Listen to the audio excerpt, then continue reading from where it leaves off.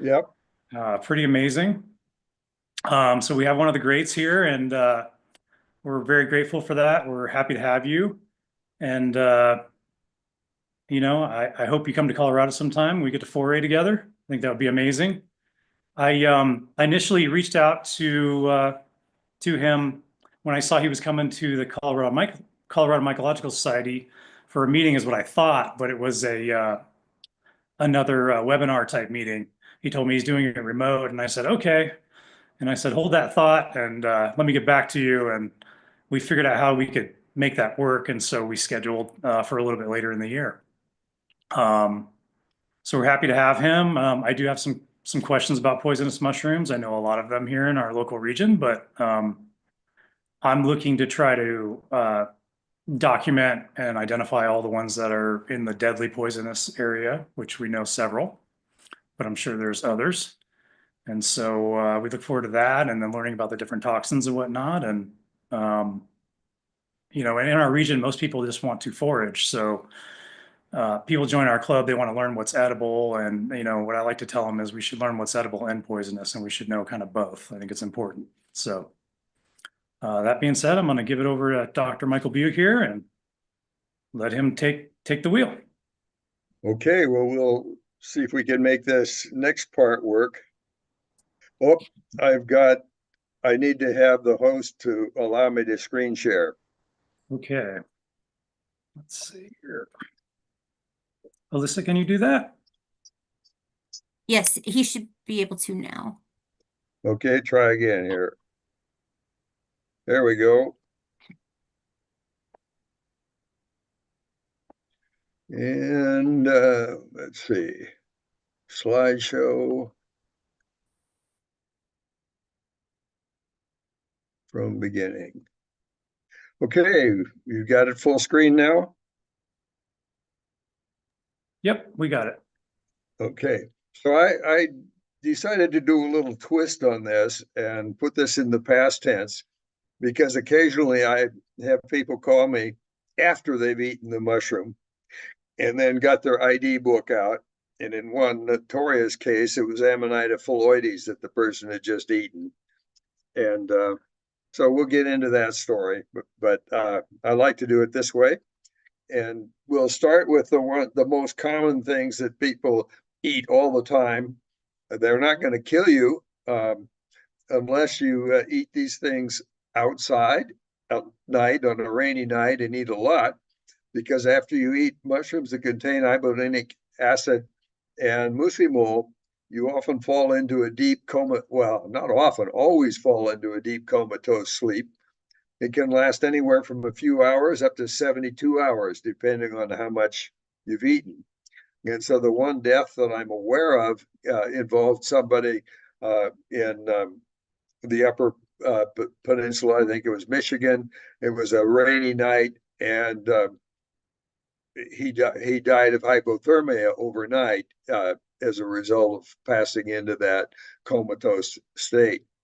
But more often, the stories I have of Amanita pantherina is something like uh, the graduate student who ate a bunch of Amanita pantherinoides and then got in his car and then fell into a comatose sleep while he was parked in his car.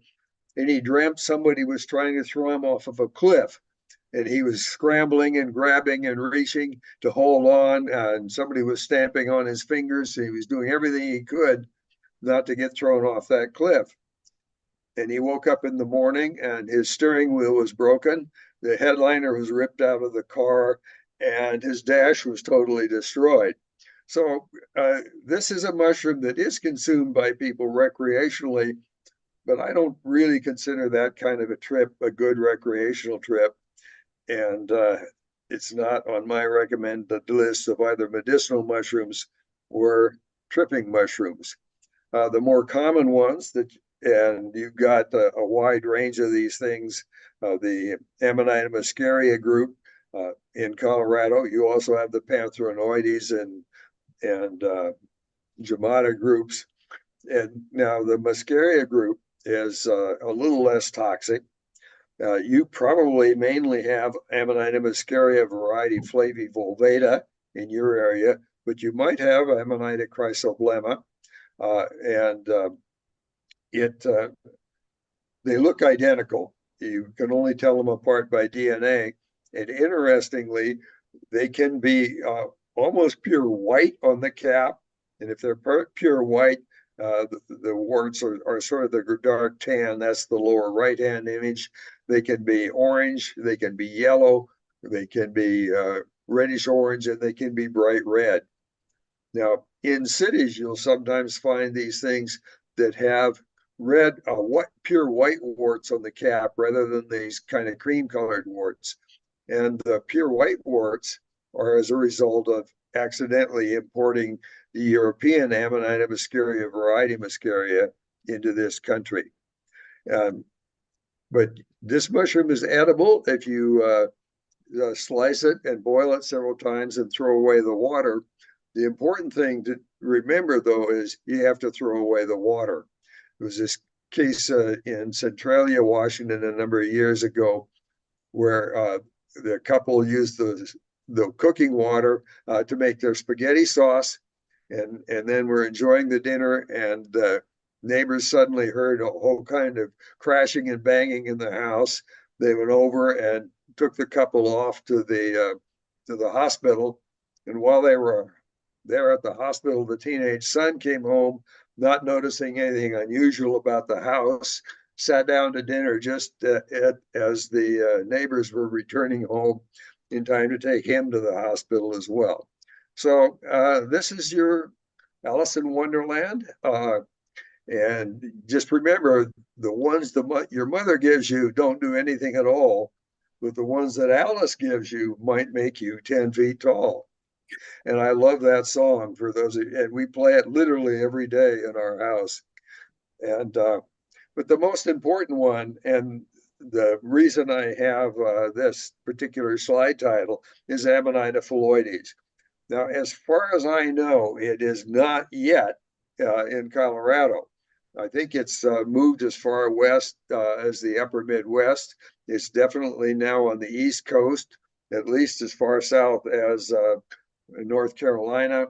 It's on the West Coast, all the way from San Diego up to through British Columbia, mainly along the I-5 corridor. And it's always reliably white or bronze or green. And so it has some lookalikes that are edible.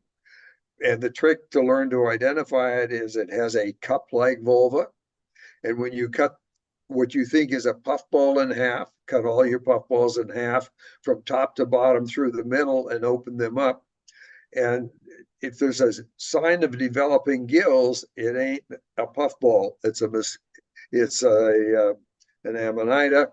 I once saw puffballs for sale in the Olympia Farmers Market, and I immediately realized they were buttons of the Amanita chrysoblema.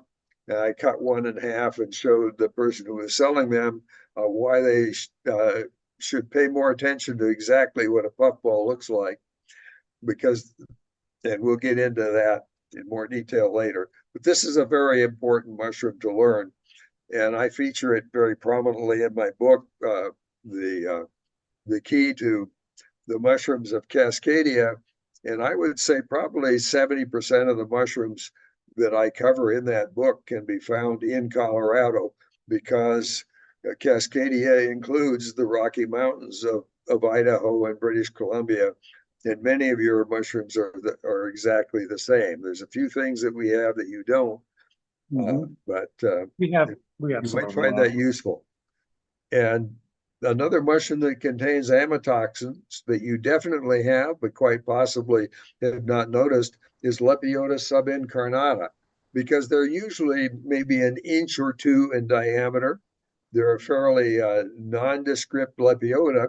They have free gills. The gills are actually distant from the stipe.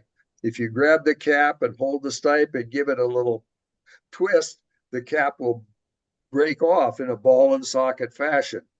An Amanita will not do that, but a Lepiota, an Agaricus, a Pluteus, and a number of other mushrooms that have very free distant gills all break in this ball and socket fashion. But this one has caused deaths in Utah, and in New York City, and in Eastern Canada, and in the Pacific Northwest. The photograph on the left is from my garden, and I find it regularly growing in gardens and in my orchard. But it's all over the country, and so this is an important one to know.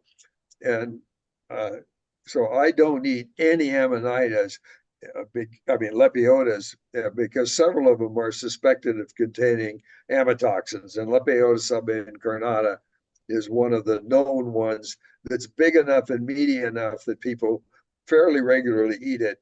And when somebody ingests amatoxins, if they're properly treated right away, and the important thing is to get them on an IV drip and a really high flow IV drip.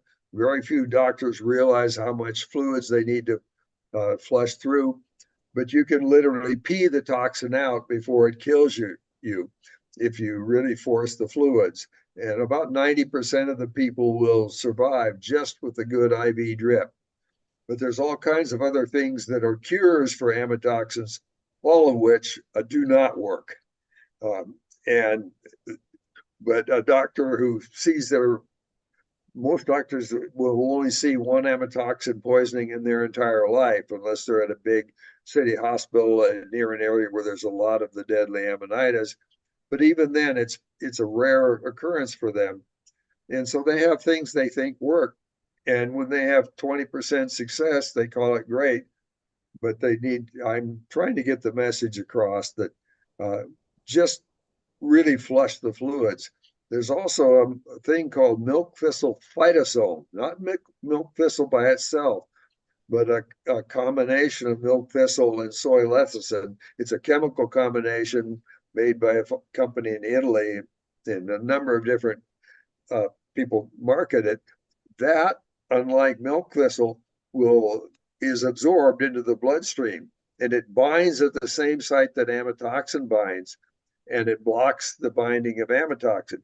But it's used for alcoholics, but because it's never been used for amatoxin, the doctors feel that it's too dangerous. It would be experimental to try it. So they use things like penicillin that doesn't work, alpha lipoic acid, which doesn't work. And so these are the mushrooms that you really need to be aware of. And the other things are the little brown crud mushrooms. And I recommend people don't eat any of the little brown mushrooms. If you decide you want to eat the little brown psilocybes, get really good at your identification, because I often find psilocybes growing literally in contact with these Foliotina species. Now, the Foliotinas have a rusty brown spore print. The psilocybes have a purple brown spore print. But if you don't take spore prints, and the psilocybes bruise blue, and these don't bruise blue, but sometimes the stem has sort of a bluish cast to it, and people think they've got a blue bruising psilocybe. And there are no deaths yet from Foliotina. There are deaths from this next mushroom, Galerina marginata. And we also have, probably not in Colorado, but on the West Coast, Galerina castanipes, which is usually associated with oak trees, where the marginata is associated with a wide range of both hardwoods and conifers, but especially with conifers. And some of these are fairly big, and they are sometimes mistaken for honey mushrooms. Now, honey mushrooms have a white spore print, and these have that rusty brown spore print.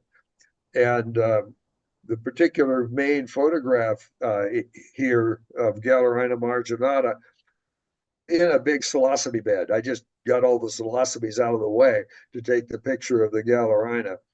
And people have died from eating this mushroom when they thought they were picking psilocybes. So, and here's a Galerina marginata on the left and a psilocybe folliculosa on the right. Notice how markedly different they are. If you don't take a spore print, those buttons look very much the same to me, at least. So There are some mushrooms that contain psilocybin and psilocin that you definitely have in Colorado, and that would be the Gymnopolis luteifolias. I do not know whether or not you have anything that looks like the Gymnopolis voitkii. Voitkii itself is suspected of containing psilocybin and psilocin, but if you see what's called a big laughing gym, or if you're traveling on the East Coast and your mushroom looks like a Gymnopolis and has an orange spore print, but it bruises blue-green, and it'll actually look green. The bruising is actually a sky blue color, but sky blue on orange looks green. And these are very bitter, but they're also significant mind-altering hallucinogens. And here's an example of the lower picture of the side is an Amanitum chrysoblema cut in half, and it's the one I actually found as being sold as a puffball. There's a true puffball right above it. Now, this particular puffball is not a good edible puffball. It's thick skin, the Gastrophylla fumosa. We once picked a whole bunch of it and headed in the car with students. I was heading back from a foray, and it smells like somebody has committed an indiscretion in the car, and it tastes like somebody has just committed an indiscretion. So, but what you want to watch out for when you think you've got a puffball is the interior will look a lot like a marshmallow. It won't be sticky like a marshmallow, but it'll be soft like a marshmallow. But if you cut it in half from top to bottom and it's not soft like a marshmallow, you have a scleroderma. And sclerodermas, when they're very young, are pure white inside and look very much like a puffball, but they very soon turn purple or a dark, almost black color. And the interesting thing about eating a scleroderma, and one of my students learned this the hard way. She forgot about the fact of needing to check to see if it was soft like a marshmallow, but she knew to only eat a small amount the first time. So she just ate one Scleroderma cepa, and she had about 2 minutes to try and make it to the bathroom, but that wasn't enough time. And that was after just one. And these mushrooms can be lethal to dogs. Wow. And I had an elderly lady at one of my talks a couple of years ago who found these in her garden. And right now my garden is full of the Scleroderma cepa group. And she ate some of them thinking they were truffles. Now, because they start out hypogeous and then they show up on the surface as they mature. But the thing to know about truffles is they're worthless and tasteless unless they smell great. They smell garlicky, cheesy. They have this incredible odor. These sclerodermas, also known as false truffles, and sometimes sold to unsuspecting people in Europe as truffles, don't have any smell at all. And so the important thing to know is if you're in an area where truffles occur, and we have wonderful tuber species that are delicious in Oregon and Washington, British Columbia, and Northern California, but you don't have them there. But there's also some very delicious true truffles on the East Coast. But just remember that if you're in an area picking truffles, they've got to smell good as well. And Elaphomyces americanum is often mistaken for a truffle, and indeed it is a truffle, but not an edible truffle that you're going to enjoy. Now, I'm certain you have Elaphomyces americanum in Colorado. You probably don't see it very often because it occurs fairly deep in the ground, and unless you've dug fairly deep, you'll rarely see them. I've only found them a couple of times, but I was out in a few months ago with a graduate student who's doing her PhD on oak-associated truffles, and her dog was finding all kinds of truffles on my land, and in fact we found 13 different species. But I kept taking the dog over to these fairly deep pits where something had obviously dug up a truffle and eaten it. And it wasn't until the very end of the day that the dog actually got one, these deep buried things, and it was indeed an Elaphomyces.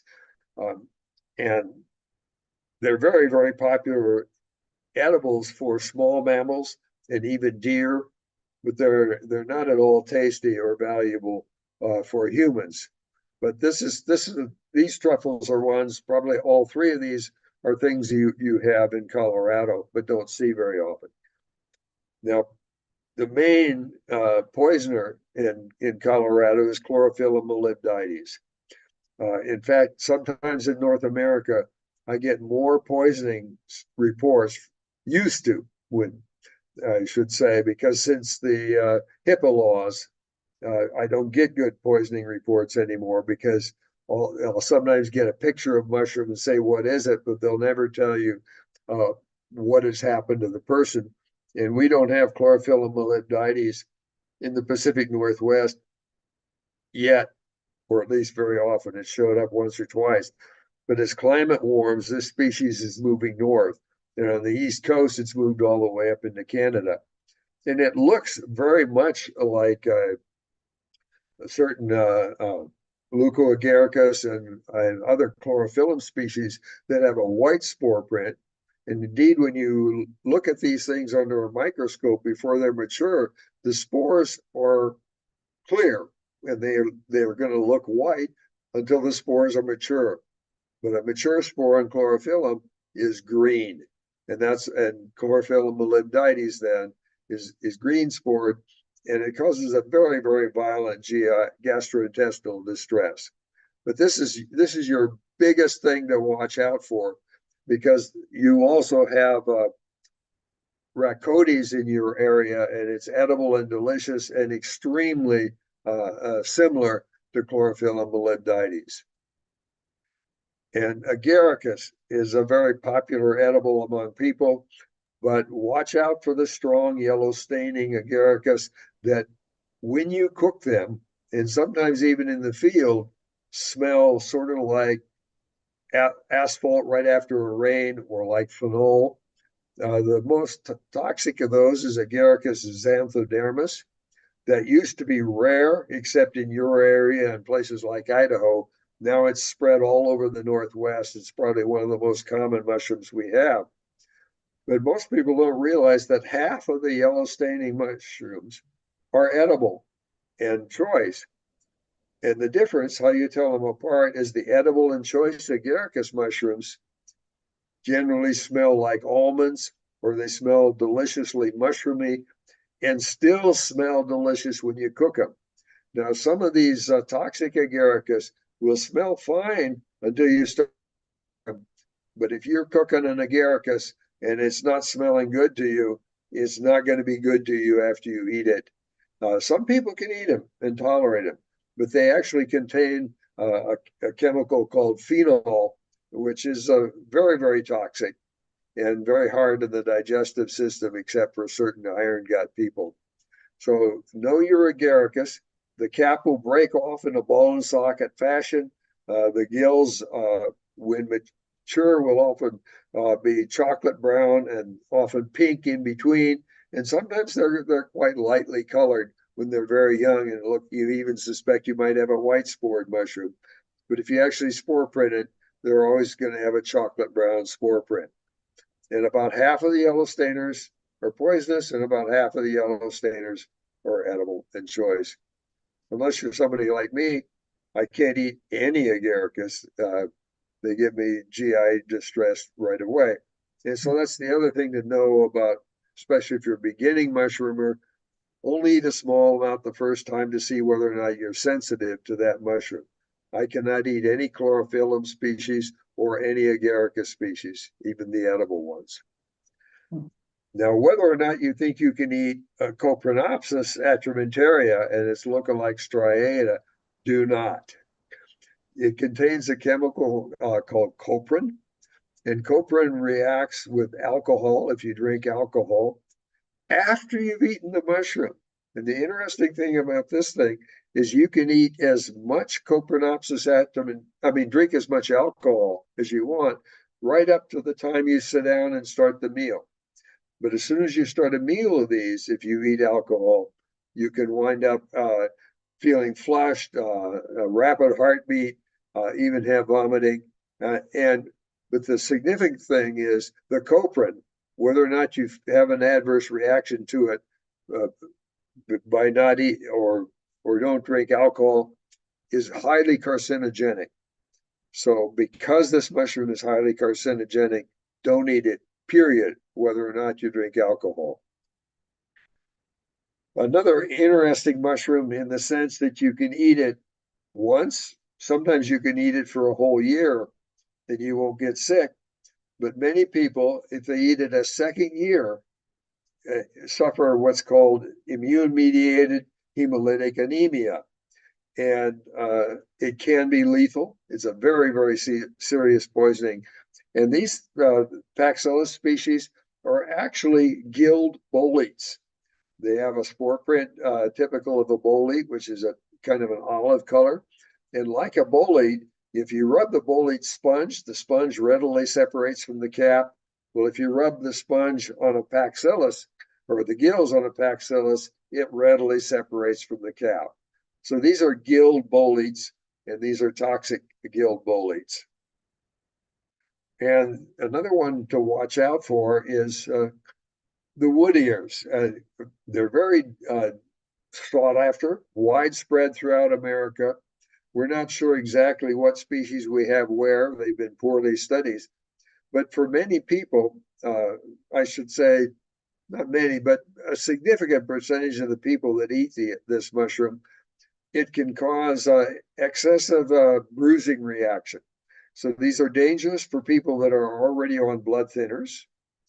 And they can be very problematic for women at the time of their period.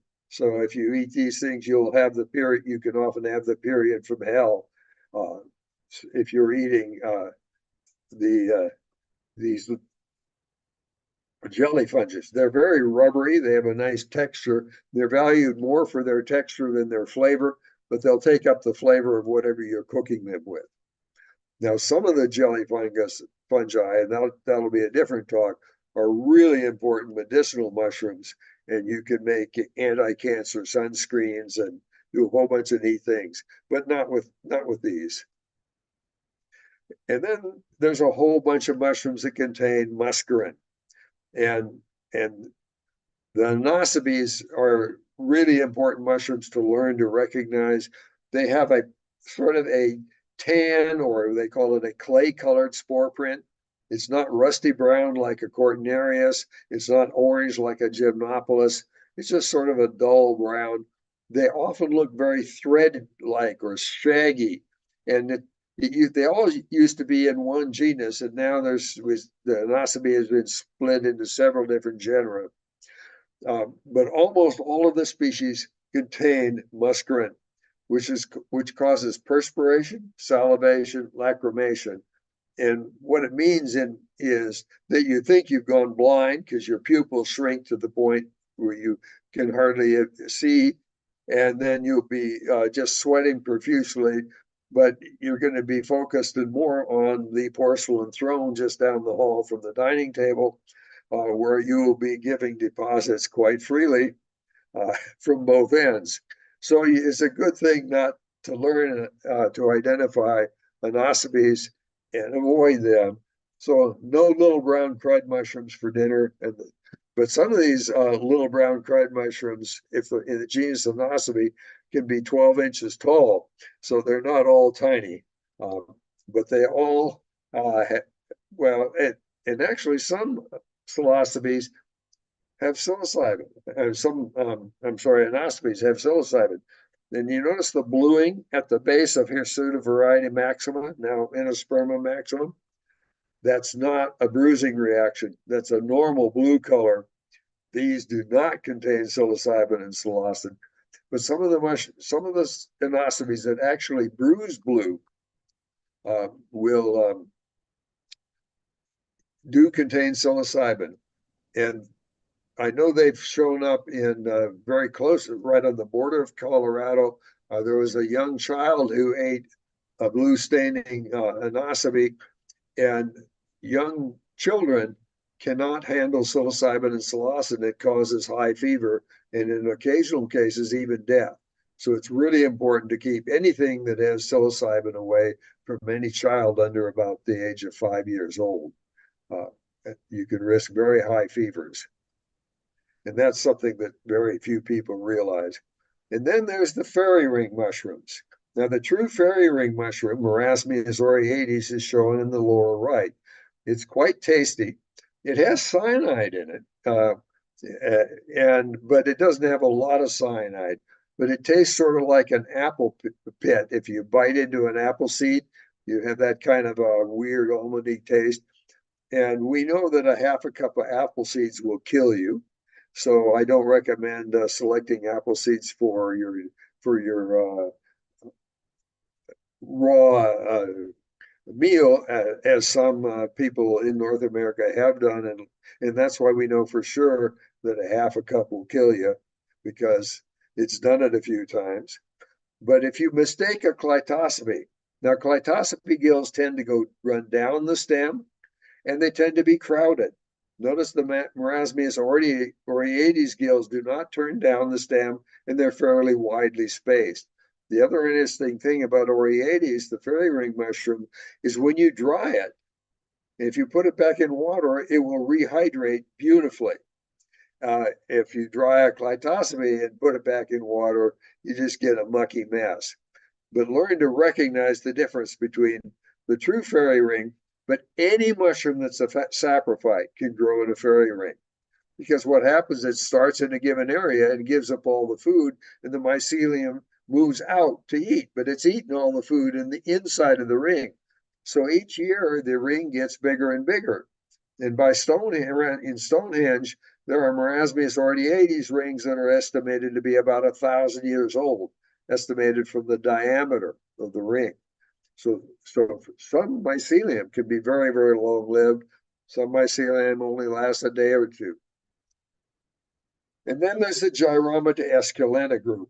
We do not have Gyromata esculenta in North America. We have two species, Gyromata splendida and Gyromata venenata. And as near as I can tell, they're pretty much anywhere you find any gyrometers, you'll find both of these species. If in my book, you'll note that I mentioned that one of them only grows under hardwoods and the other only grows under conifers. That's because that was what was stated in the original publication. I also noted that they look a little different. Well, the original publications of both Splendida and Venenata were based on small collections from a small area and happened to be atypical. The truth is, you can't tell Splendida from Venenata. But if you've got a gyrometa and you're in Colorado or anywhere in North America, and by North America, I include Mexico and Canada, you're going to be eating one of these two species. Gyromata esculenta is a European mushroom. It had a look-alike identified there, and it is a distinct species that's different. But we don't have either of the European species there. We have the American species. And the thing about it is sometimes the toxin levels are very, very low, and sometimes the toxin levels are very, very high. And it doesn't matter whether you have Splendida or Venenata, you're playing Russian roulette. And the thing to realize is you think you can detoxify this mushroom by cooking it and boiling off the gyrometrin. Decomposes to form monomethylhydrazine, and that's the gas that comes off. But monomethylhydrazine is highly carcinogenic. And even if you cook it outside, you're likely to be ingesting some of those fumes. And so in areas, and if you track in the United States, the areas where there's fairly high levels of ALS, Lou Gehrig's disease, it corresponds to areas where people think the Gyromata esculenta is a good mushroom to eat. All they have to do is boil it in water, boil off the toxin, and then cook it. Or even, you don't even have to boil it in water. Just cook it in the pan, and the toxin will cook off. But they often will absorb enough toxin to get either cancer later in life and or ALS later in life. So don't eat these mushrooms. I have a Now, question. if you do want to eat things that were in the genus Gyrometra, you can eat anything on this screen. All of these mushrooms shown are poisonous raw. They all contain a neurotoxin, but none of them, except one species of that I'm not showing here, that looks a lot like Dicina ancellus, but it's peach colored and it's smaller than Dicina ancellus. It's called Piscidicina, and you do have it in Colorado. It's a mushroom that I named, and the Piscidicinus genus, and they are called Piscidicinus because the spores each end have a growth that looks like the tail of a salmon, a fish tail, and I named this mushroom Gyrometra persicula in conjunction with Alda Dirks, who did the DNA and published it. So it's published as Gyrometra Gyrometra persicula, but then a few months ago the name got changed to Piscidicina persicula, and persicula means literally little peach. So if you see something that looks like the pig's ear, Dicina ancellus, but it's small and kind of peach colored, don't eat it. That one contains Gyrometra. It's the only thing not in the genus Gyrometra itself, not left in the genus Gyrometra, that has that toxin. These mushrooms in this photo all have a toxin that decomposes on cooking, just like morels can kill you eaten raw. They must be thoroughly cooked. And so if I want to cook these, Pseudoresina californica is suspected to be poisonous, even cooked, but probably well cooked, you could get away with it. But all of the rest of them you could cook well. But the popular one is Malblancomyces montanus, known as also Gyrometra montana. Malblancomyces montanus is the actual old name for it. And Paragyrometra, all of these names that look new to people are the names that I originally learned all of these mushrooms. But around 2012, everything was put into the genus Gyrometra, but now they've been forced to split it out because there's enough genetic difference. But Malblancomyces, what I would do if I wanted to cook it is I would slice it, get rid of all of the dirt. And the difference, notice, it doesn't have a stipe that's sort of round or flattened. The stipe is almost the same diameter as the cap.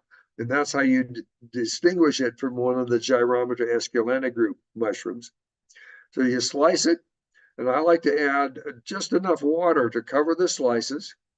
And then I turn the heat on medium high, boil off the water, add some butter and or olive oil until the mushrooms are lightly browned on both sides. And that's called getting the Maillard reaction, which really improves the flavor.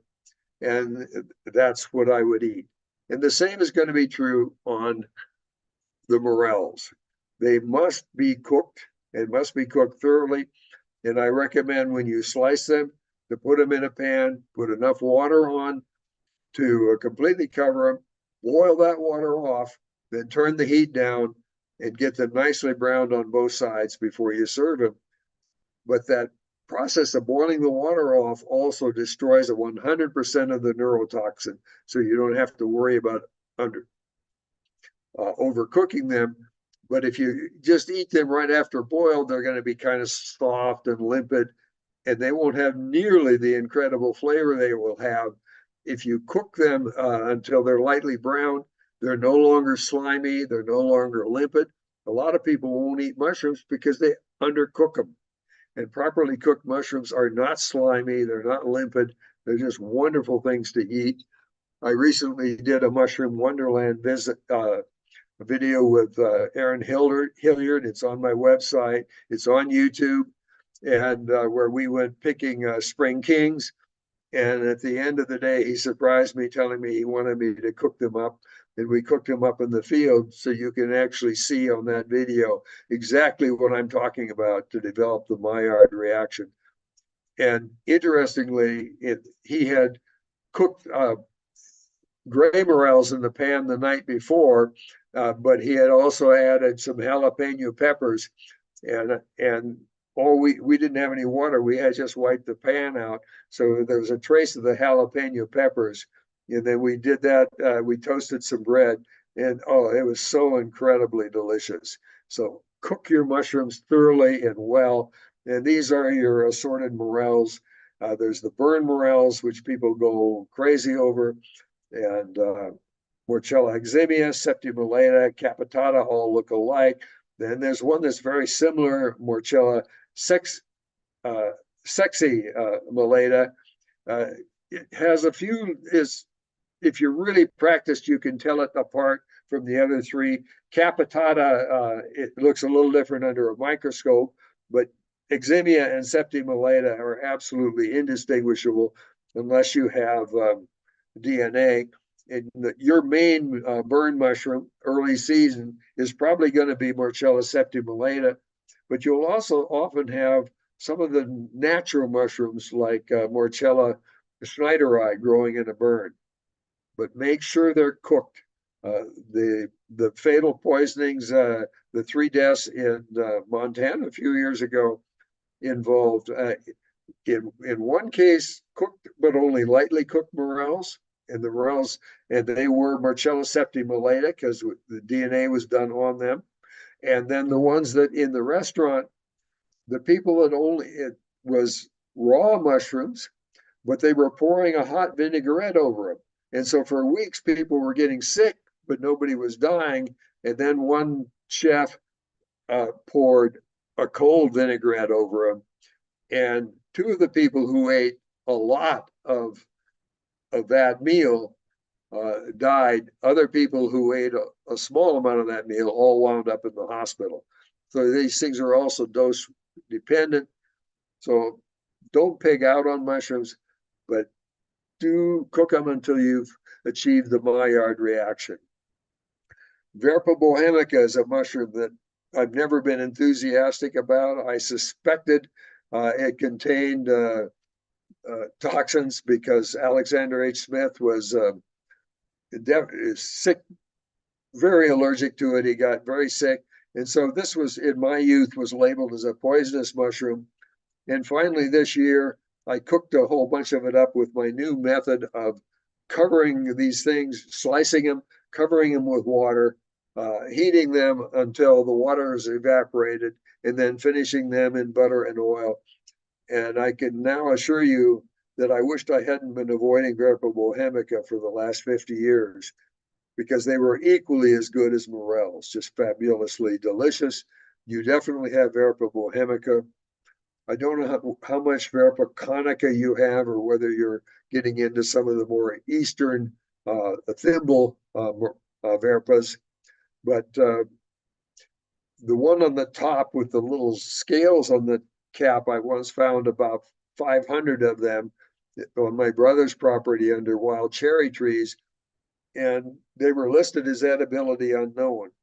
And the important thing to know about that is the only way you know whether something's going to be edible or not is to eat it. So I took the mushrooms to my class, the whole mushroom. We had a mushroom class. I cooked them up that night. I told people, okay, we don't know whether this is edible or not, but I'm 90% certain that it's going to be a good edible, because I'm sure people have been eating it for years. But I want to make sure that this particular one is. And so everyone in the class ate them. Nobody got sick. Now, if 1 or 2 people eat something and they get sick, it might just be that they weren't allergic. Or if 1 or 2 people ate something and they didn't get sick, it might just be that they've got a cast iron stomach. So you only know whether mushroom's edible or not when a lot of people have eaten it. And I've done this with species of Romeria forays, because all Romerias properly cooked are edible. Some might cause some GI distress, but nothing serious. And but they're safe to play with. So the Verpas, just make sure you cook them right. And I just wished I hadn't avoided them as many years as I did. They're delicious. Now, this is a mushroom that in the book is Sarcosphaera coronaria, and it just got renamed this year. And it turns out Sarcosphaera coronaria is a European species, but it was felt we only had one species of Sarcosphaera worldwide. And one of the Pacific Northwest Key Council members was involved in this study. I wasn't, I didn't know it was going on. And it turns out that Europe has two different species. They have Sarcosphaera coronaria and another one called Sarcosphaera maxima that's an exact look-alike, but it has different DNA. Well, it turns out in North America, we don't have either one. We have 10 different species. And the most abundant one and the most widespread one across all of North America, it turns out, is Sarcosphaera pacifica. And I suspect that in Colorado, you also have Sarcosphaera montana, and it's distinguished by having a little bit of a stipe. And sometimes that stipe can be 6 inches long, and sometimes it's very short and stubby. So if you're just looking at a Sarcosphaera in the ground, you don't know whether it's got a stipe or not, because that's going to be buried. So you have to pop them out to identify them. Now, do you want to eat any Sarcosphaera? Well, I never have, because Orson Miller told me they taste like a pencil eraser. But it turns out they hyperaccumulate arsenic. So if you're in an area where there's a lot of natural arsenic, like at a mine site, there's often a lot of arsenic in the spoils. Or if you're in serpentine soils, there's often a lot of arsenic. Or if you're in an old orchard where they sprayed arsenic pesticides years ago. Now, the interesting thing about arsenic is it's an essential micronutrient for humans, but it exists in mushrooms in many different forms. And some forms of Sarcosphaera pacifica will have an arsenic that's not very toxic, and other collections will have a different arsenic compound and be very toxic. So don't eat any of these tulip cups. They're very, very beautiful. I love to thwack them on the side and wait about 4 seconds and you'll get a spore discharge. I've never been able to capture that myself, but in the photograph I'm using from Kit Skates Barnhart, my main mentor, she's captured the spore discharge. And Caliscypha fulgens, you definitely have. It's a seed parasite. The new news is we probably have 4 different species. I don't know how many of them you have. I found ones that are pure white. And in that case, the green on the outside is actually robin's egg blue in color. I've seen ones that were almost red or a more intense orange. There's a whole bunch of different Caliscypha fulgens. They all cause gastrointestinal upset. They all eat the seeds of conifers. They're conifer seed parasites. And then there's the russulas. There's a lot of people on Facebook that insist that you can eat all russulas as long as they're cooked, and that the peppery ones lose their pepperiness. Well, I can assure you that's not true for Colorado. If you cook, I get a lot. When in the old days, when we were getting a lot of reports from Colorado before all the confidentiality rules, regularly got poisonings reports from redcap russulas. And one of the famous poisonous red-capped russulas is Russula emetica. Now, if you had asked me a year ago, I would tell you, well, Russula emetica is not in North America. It's bright red and it's only in sphagnum bogs. Well, now with the latest DNA work, I can tell you, yes, we have Russula emetica. No, it's not only in sphagnum bogs, it's everywhere. It can be pure white, it can be red, it can be pink, it can be sort of orangey pink and white. mixed. So color is highly variable in the genus Russula, rarely a good identifier. It turns out America, if you cook it, is edible, but a lot of these other red-capped russulas are not. And early in my career, I swept the NAMA photo contest, and one of the prizes was the russulas of North Africa. And that just covers North Africa, and the book weighed about 10 pounds. And that's a hint of how easy it is to identify russulas. And why I say, oh, look at that russula. And boy, that's all you want to say. And some of the blackening russulas in Asia are deadly poisonous. And these are in the compacti group. The flesh is very, very dense. It doesn't break easily. And I would not eat anything in the compacti group. And in Lactarius, I would not eat any of the really hot ones. Because even cooked, they can cause significant gastrointestinal distress.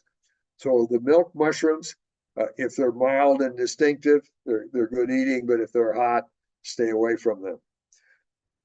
A mushroom that supposedly only grows in sphagnum bogs and is a Cortinarius is Cortinarius rubellus.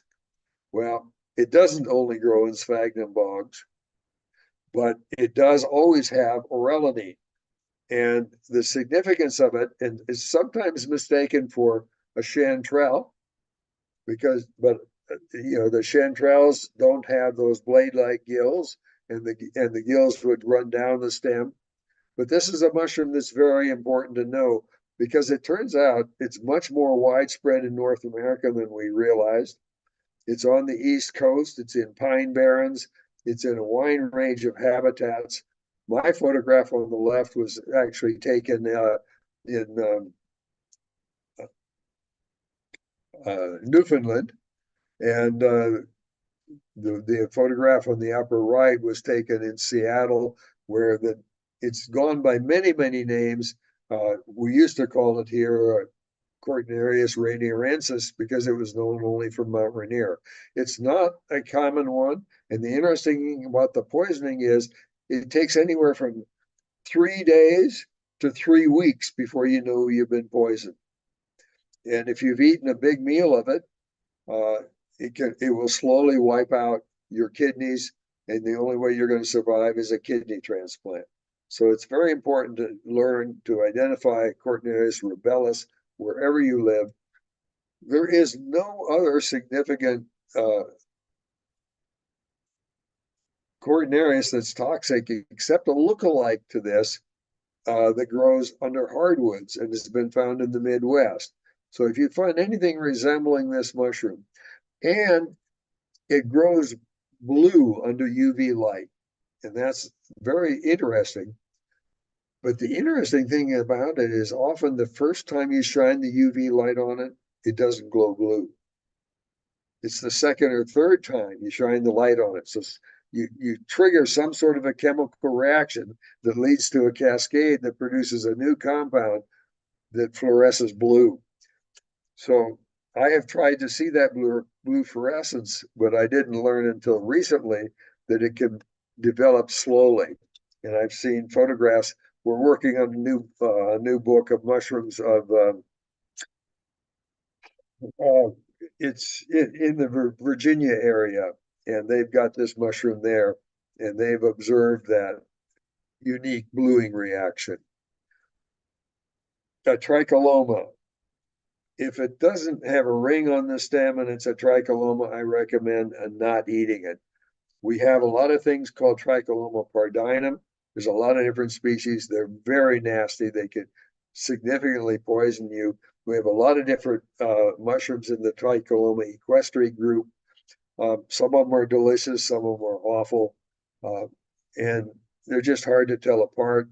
And some of them stink like coal gas. And I just stay away from the trichomomas, except for the ones that have a ring on the stem. And Armillaria osteae is throughout North America, the whole range of Armillaria species. These things are edible, well cooked, but they can cause some significant problems if they're only lightly cooked. And I call them armillarias except for Armillaria mellia, which doesn't have these little fine scales on the top, the chameleon. Because if I'm teaching a 3-month long class, people will bring the honey mushrooms in again and again and again, and they won't recognize them. And the important thing to know is that honey mushrooms are the color of honey. Now, I know you can't, if you can answer me in an audience, I'll ask next, what's the color of honey? Well, it's very pale or amber, medium amber, dark amber, almost black. And that's the color of a honey mushroom. But those little scales, except for Armillaria mellia, are the giveaway, the tell, and they have a white spore print. But always cook them thoroughly, and don't bother with the stems. They're tough and a mess. Calling Lexinums poisonous gets me in a lot of trouble, but we've discovered that people can eat, especially Colorado is where we discovered this and really got it down pat. Pretty much all species of Lexinum are poisonous if you don't cook them thoroughly, and or if you eat them repeatedly over several years, you can build up an extremely violent reaction to them, and you'll have a flu that lasts 1 to 2 weeks. So as a result of that, this former Lexinum eater, and I ate them for years, is no longer a Lexinum eater. And in your area, I would be sticking to Boletus rubriceps, which is now it is correctly rubriceps, and it is so delicious. And don't mess with the Lexinums; they're not worth it. And you might have these red-pored boletes in Colorado. This mushroom has shown up in northern Arizona, and you guys are close enough. And this mushroom has enough muscarine and some other unknown chemicals that it is potentially deadly poisonous. It has a very similar mushroom that's associated with oaks that we have that you do not have, and there are actual known deaths from the Rubruboletus eastwoodii, also formerly known as, or in Europe, Rubruboletus satanus, and they're an oak associate. And this is a conifer associate. And it can be very variable in color, but watch out for the red sponge. They bruise blue. And this one, I think, is rarely eaten because it also smells like somebody has just done a major indiscretion. And I think that's saving people from poisoning on this one, where the Rubruboletus eastwoodii does not smell bad, and people have eaten it, and it's very nasty. And that's it. So I'm going to turn off the sharing, and hopefully we can open up mics. I don't know if I run the right amount of time or not, but should be about right. We're good. Thank you. That was fantastic. I don't know if we have any questions in our chat. Nothing? No questions on YouTube, no. I asked Okay. a question, but he answered it. Yeah. I think my days of coming to Colorado may be over. The problem is I have AFib and I'm over 80, and I can't handle elevations above 6,000-7,000 feet. Wow. And all your good mushrooming, I mean, they keep trying to get me to go back to Telluride, but I just don't dare. I'm afraid to do it. That's too high for you then. It's too But high. in Colorado, in Colorado Springs, we're around 5,700. Yeah, So we're just under for you. but I try and nowadays I'm specializing on mushrooms within a 40-minute drive of my house. And since the publication of my book went to press in April of last year, and since then I've only found 100 more species. What is your book? It's Mushrooms of Cascadia, an illustrated key, and it covers there's just short of 1,100 photographs. Wow. But if you count the lookalikes where multiple species all can't are indistinguishable, I cover 1,500 species, Wow. which is double any other book, and it's a key. And the thing that I get excited about the fact that it's a key, it's it helps you learn how to distinguish an agaricus from a lepiota, from a pluteus, and it really gives you a good sense of what the genera are that is very difficult to get in most books. And Mhm. and all I have is the key features. In many books, for many years, I would read two descriptions side by side, and I'd read them again and again and again, trying to figure out how you tell these two mushrooms apart.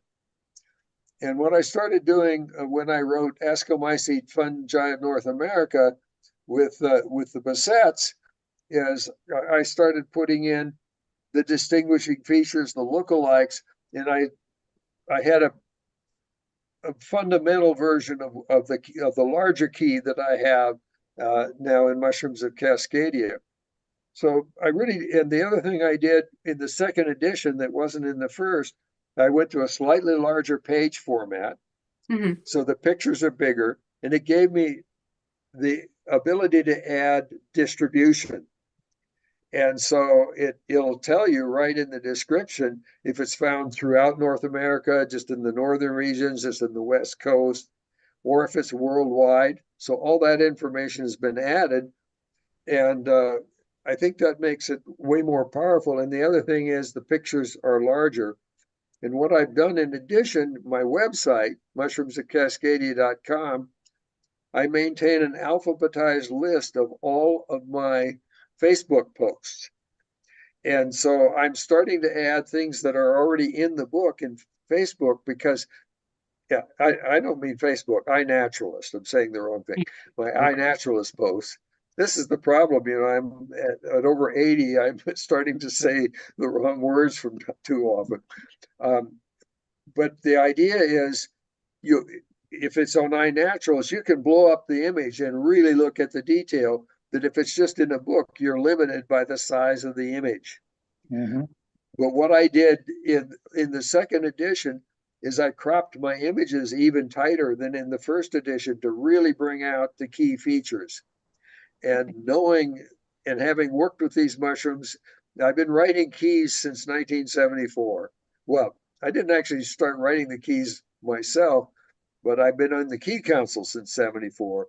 Everyone else wrote the keys, and I was the photographer because I didn't know enough. And now, after using their keys, I knew enough, but I decided to write a whole book that was a key because I think that's a powerful way to really to get not just to the genus, but to get to the distinctive species. But I also really focused on the lookalikes. So if I've got a mushroom that looks just like something on the East Coast, but the East Coast is different, or your species is different, like I mentioned rubriceps Mhm. and what its lookalike is, even though it's not in the book because it's not in the range of what I was covering. And the last time I was in Colorado, that was just Boletus edulis. And who needed another photograph of Boletus edulis? Even the one that I found in the Tetons, where the stem, when I put both hands, this was a button, both hands around the stem, and my thumb and fingers were still 2 inches apart on each side. And I had 12 people with me, and that made a meal for all 12 people on that foray. Where might one find your book? Is it on Amazon? Uh, don't use Amazon. Don't use Oh, Amazon. no, I'm sorry. You didn't hear that. Uh, there, there's two ways to do it. There's an organization called bookshop.org, Bookshop.org. and they have the exact same price as Amazon, Okay. and all the profits from bookshop.org goes to support small bookstores. Oh, nice. And I am a bookshop.org affiliate, Okay. and you can go to my website and just click on that. And then if you order through my website, I actually get a 10% rebate. But if you buy it directly from bookshop.org, that 10% rebate gets distributed to all bookstores. I mean, everyone gets the rebate, So the profits, if you order from bookshop.org or you order from me, and part of what you spend, if you order through me, goes to support a bookstore that I have identified. It's a local small store that's struggling to survive. And we have a larger, bigger store that sells my book, and I autograph all the books locally. Nice. And occasionally people do order directly from me, and then they get autographed books that way. Lovely. I don't And advertise. I do not advertise that. tell us one more time what your website is. Mushroomsofcascadia.com. And so it's on your website. It's already posted because I put the information on my letter about the talk. Great. But the other thing, it's shared on our news and events page with the description of this. what I've got, there's a whole bunch of podcasts. There's a whole bunch of other educational material. There's papers on ideas of dealing with cancer, diabetes, old age. The website is very elaborate and packed with information. I have a volunteer who's a retired professional website designer, and she is just incredible. And she loves mushrooms. And she volunteered to create the website, and I'm just so thrilled to have it. But it's a major tool, and I don't care whose book you're using. You can go and use my alphabetized list of species that's on iNaturalist, and use it as a supplement to any other book that you're using. But I probably have more Colorado species in my book than any Colorado book has, just because I've got so many total species. Well, that sounds great. So I'm seeing your book, Mushrooms of Cascadia, on bookshop.com. But what about Ascomycete fungi of North America? Is that one still only available through the University of Texas Press? You can still buy it. It's $1,000 a copy now. It's insane. Although it's on the University of Texas Press website for $85. As a little better than the not as that's for the what do they call it? The electronic version. It's not a physical copy. Oh no, really? That's just it is. It does say EPUB. And I didn't want to be part of it. Well, here's the backstory. In 10 years, we sold 3,000 copies of that book. And University of Texas Press asked Alan and I if we wanted to take over the copyright and print the book ourselves. And I calculate that I made about 50 cents an hour for my time writing that book, and writing a second one. There's just not enough demand for it. But the electronic version is still available. And it's available through Amazon, but hopefully it's available through bookshop.org if you wanted to get the electronic version. And I did not. There were, at the time it went out of print, I could have bought 3 copies, but I didn't want any part of trying to sell the book at what I knew was going to happen to the price once we let it. So it's people who have the book and they're reselling it, and the typical price is $1,000 now. So yep, exactly. That's what I see online. But it was just too much work. And right now, I quite honestly, my time is all being spent helping people with cancer, other diseases, and aging. And the results I'm seeing are so amazing. I get, and I do it all for free. It's just to help people and live longer and live better. And the information is on the website. We're coming out with I asked 18 months ago, I went to NAMA and said, we need to develop a database like the mushroom poisoning database, but a edible mushroom and medicinal mushroom database. And I think tomorrow in our meeting, we're going to be ready to release that for beta testing. And after 25 people have done the beta testing, hopefully by the end of the year, we'll be broadly releasing it. So people can write in their stories. I've heard so many amazing stories, people with incurable cancers that were given by months or less to live by their doctor, and they're telling me their stories 15 years later after they've been using mushrooms. So, which mushrooms are you promoting for cancer other than like Many. many? And the answer is in those two papers. Okay. And the other thing is to mix it up. In other words, turkey tail is by far the best. But if you use turkey tail all the time, I fear that the cancer cancer always exists in many different, slightly different genetic forms. And most of the forms will succumb to the turkey tail. But one form might not. And after a while, there's more and more of that form. And so the turkey tails become less and less effective.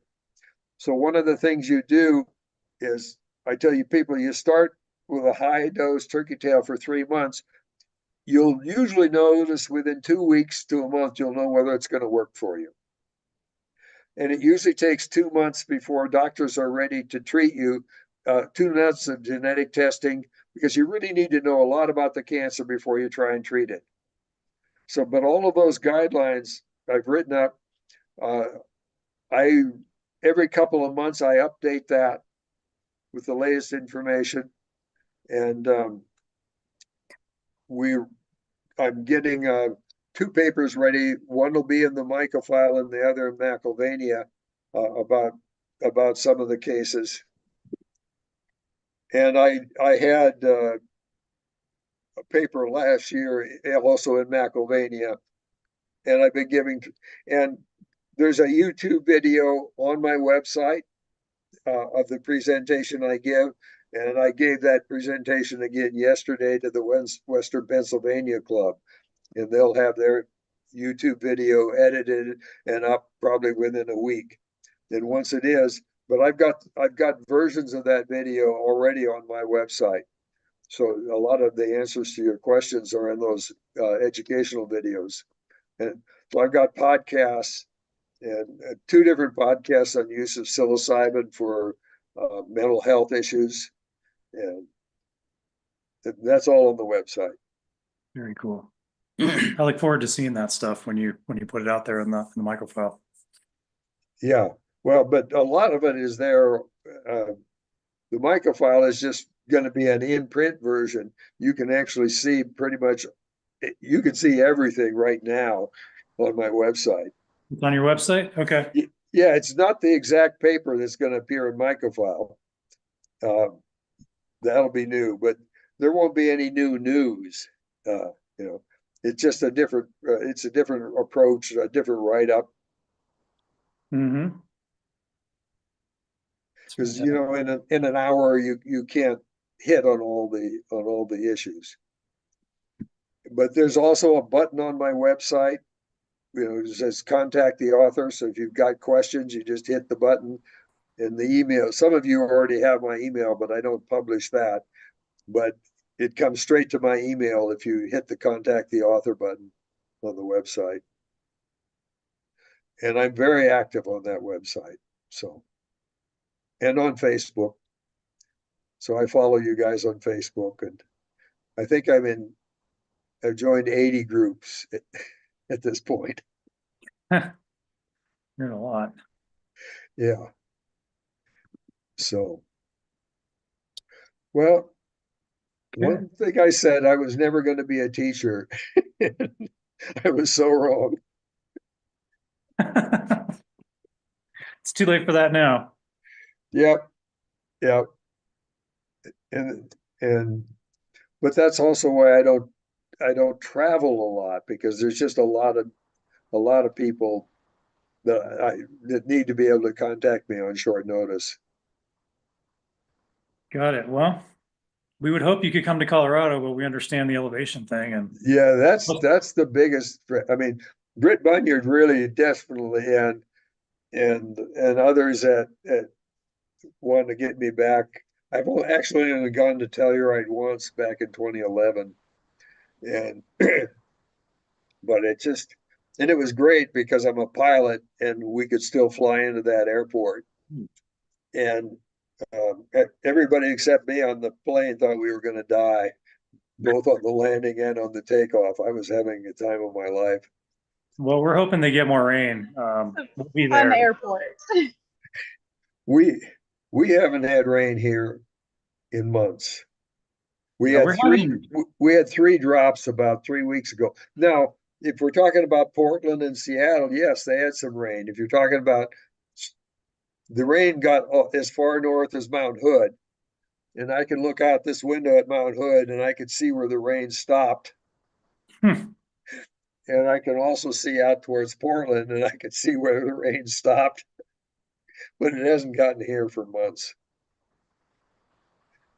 So if I wanted mushrooms, I'd go right to the coast. But if I wanted morels, I would just bip down to Eugene and then up into the Burns. They're still pumping out grays like mad. Nice. Yeah, our morel season's pretty much down the downhill here. We're hoping for more rain. We're starting to get rain, thunderstorms a lot, but in the western part of our state, we have a lot of wildfires right now and Yeah, not yeah, looking good. So yeah. Your monsoon season should be starting.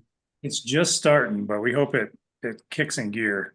So Well, one of the things I learned at Halloween, somebody was at a friend of mine of my age was at Telluride, and she was running from a lightning storm, and she tripped on a log and shattered her ankle, and they put it in a boot, and it was 2 weeks before she got back to the to the northeast where she lives, and she's the former chair of the medicinal mushroom committee, so she used medicinal mushrooms. And when she went into the orthopedic surgeon to have him look at that broken ankle and pin it or whatever they needed to do, he sent her away. Said, "You didn't break your ankle. You're just fooling me." And she had to go to a different guy. And then he took a more careful examination, and he could see all the totally healed fractures. 2 weeks. wow. Yes, That's the mushrooms really excite me. That's the second broken leg or ankle I've heard about. There was another Well- one on UV foray a couple of years ago. Well, I had one, a friend of mine, it was June 6th this year. He was walking on a dark street at about 2 a.m, a hit and run victim. They didn't find him till 3 hours later. Heavy blood loss, fractured hip, cracked ribs, big gash. They just barely saved him. I was mushrooming with him in the woods on June 27th. June 6th was the hit and run that he wasn't expected to have survived. And he just emailed me today to ask if I wanted anyone wanted his walker because he's not using it. He's busy hunting morels. Nice. So yes, there's yet another broken bone one, and that's very recent. So that I don't have that story written up yet because it's too new, and I'm still sort of monitoring. I mean, we haven't talked since a couple hours ago though, so and that's when he was offering me his walker because even on the foray, I carried the walker up to the trail, and then he left it in the car and walked back to camp hunting mushrooms with the group. And this is just 3 weeks.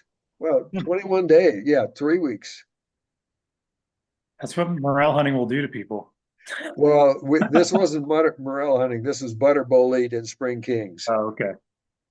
Same motivation. Let's go. Yeah. So anyway, it's been a pleasure talking to you folks. Yep. Thank you for And, everything. Thank you so much. It was fantastic. It was Very entertaining. and Okay. informative. So take care. Yeah, you too. I'll definitely be in touch to, follow up with you. So, Yeah, and I think we're friends on Facebook, and I've put a friend in request into Alyssa okay. today. We're So officially friends now. what? We're officially friends now. I accepted it. Okay, so yeah, I and just sent you one 2 minutes ago. oh, okay, I'll add you, Meg, and I just look to see if they have to say something about mushrooms. Otherwise, I ignore friend requests. But if there's something about mushrooms, and I have Oregon Dune chanterelles in my profile picture. you have a what?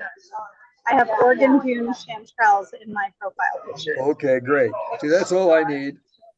Yep. I'll remember Meg. So take care. Bye-bye.